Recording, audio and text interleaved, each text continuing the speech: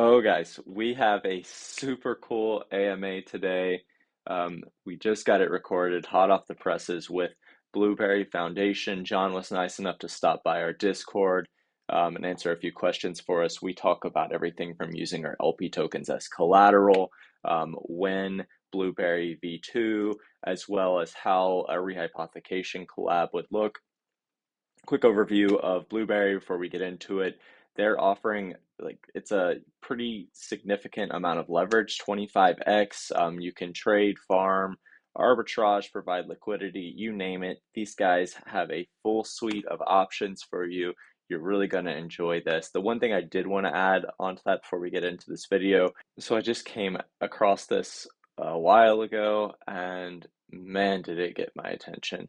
A utilization rate of over 80%. So they really need some more USDC deposited in here. And you're looking at almost a 120% APY right now to lend USDC on this platform. This is going to be a really cool conversation. Let's get into it. We multiply the funds, shape shifting, adapting to whatever comes. So why don't you just kind of give us an intro? I don't really know too much about your history. So why don't you tell me like how you got here, how you started working with Blueberry directly, what your plans are in the future, and then if you want to go directly into talking about Blueberry, that's cool with me too. Yeah, for sure. So I guess like for myself, got started in crypto probably about 12 years ago. So don't know if either of you guys played any like online games like World of Warcraft or any of those like huge MMO games. Totally. But back in the RuneScape as day well. had like a yeah, exactly, RuneScape, gold farming. So pretty much like back in the day was just selling in-game currency to people or selling accounts to various other people around the world. And they just decided that other currency that they wanted to use was Bitcoin at the time. So pretty much like selling in-game currency for pieces of paper that had Bitcoin on it, and then just doing like the whole peer-to-peer style, dealing with all the different sketchy exchanges back then. Like that was definitely interesting 12 years ago. And then took a couple years break, went to college, did that fun little stint there, and then got back into doing more trading during like the ICO era of 2017, and just dealing with that whole fun experience. And then went more into HFT trading for a little bit, but that really wasn't like satisfying that itch of really building anything. So started contributing to different projects from NFTs, DeFi, infrastructure, just like you really name it at the point at that time. And I think it was like 2.5 years ago, 3 years ago, was in a couple different NFT communities, contributing to a couple of them, and met Slater, my co-founder at the time, and then we just started bouncing ideas back and forth about like what is DeFi really missing, and we kind of landed on the idea for Blueberry being able to take leverage or having this terminal for all of your different DeFi strategies, and that really just displays your actual P&L. So of like the last DeFi summer, you're seeing these crazy APRs, but you didn't know if you're actually making any money. So for us, it was all right. At the first level, it's just making sure that you understand what is your true P&L from any activity that you do, and then from there, just continue to build on and build out more of a full DeFi terminal for users. That's awesome. Yeah, I mean you totally nailed it there. I mean, I don't know how many different how do I want to put this, no coiner people come to me that are my friends, right? And they're like, "Oh, I got 400% APY," but it's just that's really not true. And then we end up with this whole negative flywheel effect where like I'm gonna use my mother-in-law as an example. Still to this day, even though I've been like in a relationship with her daughter for a very long time, and clearly I'm not homeless. She doesn't really understand that like you can exit your position. It just it was a negative thing short term, but long term it still has lingering effects for the people we actually want to start onboarding. So that's awesome to see you guys tackling that. And man, like a very good leverage platform that's what you need, right? I mean, we're seeing all these different types of leverage platforms at the moment, especially during the bear. I mean, I can't really say. I mean, yeah. I mean, during the bull too, like leverage was clearly a big deal. That's kind of how you end up having the negative ride at the end. But um, even throughout the bear, like I feel like we had all those decentralized trading platforms like Gains, Gearbox has been ripping lately. Pendle doing leveraged token farming. I mean, they're clearly killing it. So you guys are in quite an interesting niche. It makes total sense. I find myself like where's the best way I can get leverage, especially on those dips. So very cool. I saw Saul just jumped on. What's up, man? How are you doing, Saz? Apologies for the lateness. Sent a message before. I was just had a few difficulties, but I'm here, bright and dandy. Cool. I just to catch you up, we just did the intro. I've got it recorded, so we'll make it all nice and shiny, and um, you'll be able to listen to it at the end and get caught up. But he was basically just give us an intro on his experience. He's been here for a long time, and started talking about Blueberry, and you actually came up already. So um, let's talk about that first. So what was your chat with Blueberry about? You were talking about leveraged vaults. Do you want to tell us more how Right. you see that how that collapse Yeah, works? yeah, yeah. No worries. So appreciate it. We yeah, the idea was predominantly around leverage votes. And what kind of incentives would be required in order to get it started up, and how it could basically occur. So on the one hand, with Bunny V2, we have like our LP tokens, right? Which can be used as collateral. But with the way that Blueberry works, it could be like a slightly different, model that is going down, whether like the LP token will be collateralized directly, or whether like the liquidity will be sourced somewhere else. I know that with the way I think John mentioned, or the Blueberry team mentioned, that the way V2 is going to be built, they'll house the liquidity. So it'd be cool to, build some kind of, custom like bespoke venue that just alternates between the two protocols.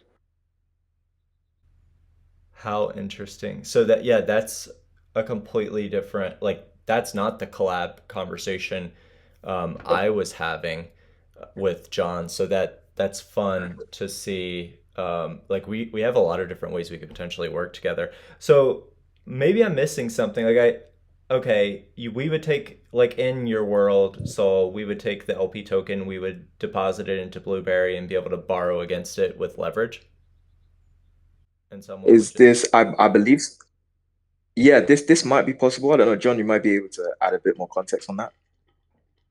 Yeah, so that's one of the big things that we've been looking at to doing in V2 is really just being able to add any asset to be collateral for specific strategies. So really just being able to have like this ultimate flexibility or like true insight into what position you want to open up and just have full customizability to it. Um, that is yeah, totally I think what we touched on briefly as well was like, some of like the risk parameters and how they're approaching security in general. And there's a lot of touch points that they're covering in order to make sure it's a real secure and risk minimized offering. So, whereas like our LP tokens will, could possibly be used as collateral for some of these leverage strategies, it's like the risk can be tailored for like whatever investor wants to compute in a strategy, because let's say for an example, sometimes they might want like an 80% LTV. They might want a lower LTV, or there might be like an 80% LTV available, but there's only less of that that's used to support the leverage part.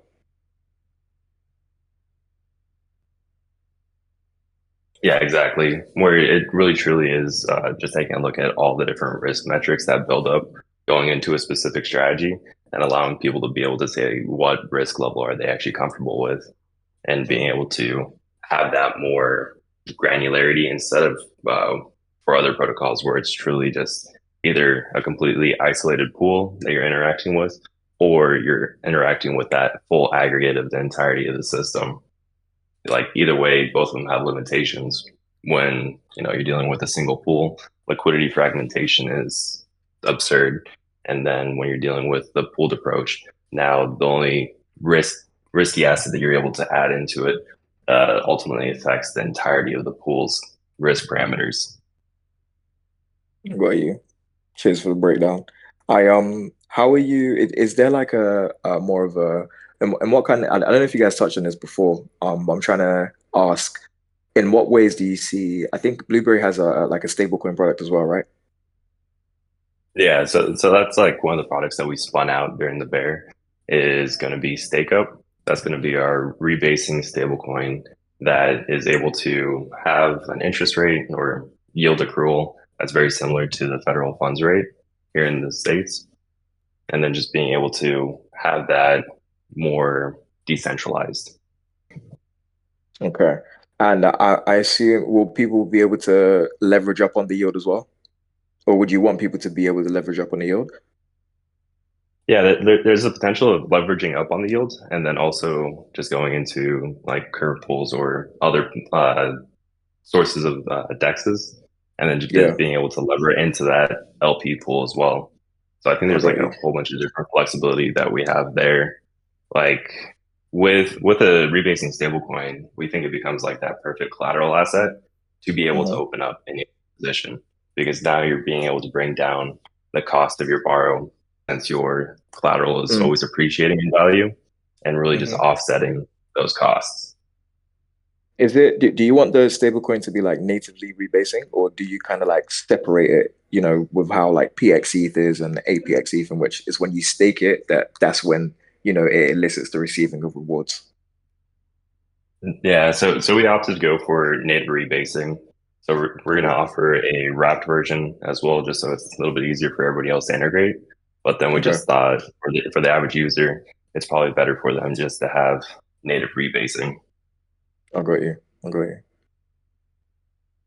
Well, yeah, it's a big unlock to get this whole LP funnel. Like we have wanted for a while now to get these LP tokens used as collateral, and it just didn't really happen with Bunny V1, mainly because we eventually just ran out of steam as far as TVL goes. So I really hope that we can continue that conversation because that could be really cool. I know you don't have a ton of time. I want to turn our attention to Reyhpothecation and kind of poke around a little bit there. So this is something where, for anyone listening, we can take idle liquidity on Bunny V2 and actually allow that to be used throughout DeFi and other yield bearing vaults. So you'll still be able to do any sort of transactions with your liquidity that you would normally need to, but you can actually have your funds work harder for you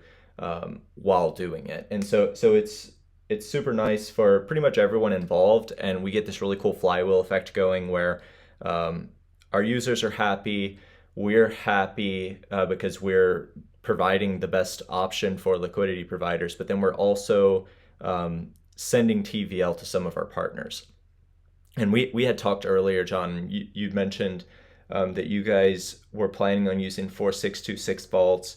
I happened to come across one of y'all's tweets recently where it was like 100% APY when you accounted for all the incentives involved in a vault. That is just, these are the sorts of things where our LPs are, I would imagine, are not going to be able to pass up that opportunity. Um, do you know much? So the question I have, I guess, because I truly don't know the answer for this. With a 4626 vault, do you know will those tokens both be like will it look like how it currently looks like where you have I forget how it's set up. You basically had, if you know the answer to this, feel free to tell me. I'm sorry, I'm looking it up now. But basically you had two Yeah. different flows So, of so, funds. yeah, so for that part, I think potentially it might, in the current way that we have it set up, I don't think it would work. It would just be that native APR. But I think I'll probably need to look into a little bit more how we're going to be doing rewards for V2 as see if we're just streaming it to all the users or say whenever you're exiting out of the vault, then being able to redistribute those rewards. But we're still in the planning stages as far as like how we're going to be distributing rewards in V2. So that's something that we'll probably just keep in mind while building it out. Yes, please do, because Oh, th- we go ahead. Sorry. no, I just wanted to ask if what kind of trade-offs are you considering with the different pathways there are to distributing rewards?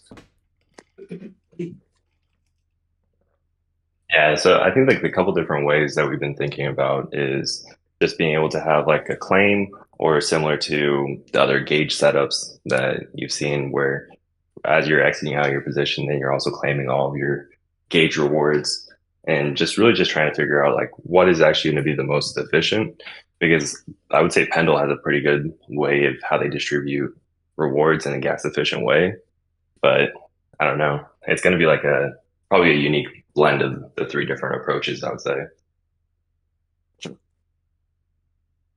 That's what's up. When Blueberry V2? Yeah, When? so we're gonna be yeah, exactly. We're gonna be going into like full on development starting next week, actually.